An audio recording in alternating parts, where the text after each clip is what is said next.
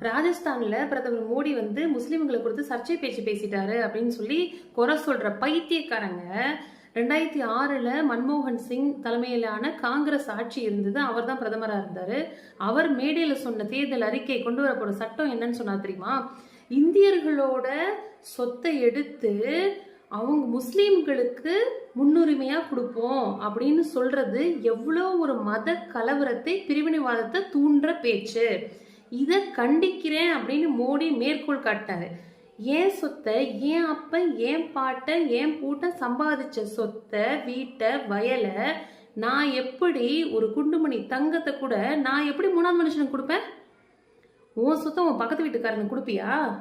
கொடுக்க மாட்டேன்ல. அப்ப இந்தியர்களோட சொத்தை பிரிச்சு அதுல முன்னுரிமை முஸ்லிம்களுக்கு கொடுக்கணும் அப்படிங்கிறது எவ்வளவு ஒரு மத கலவரத தீவிரவாத பேச்சு. அதை கண்டிக்கிறது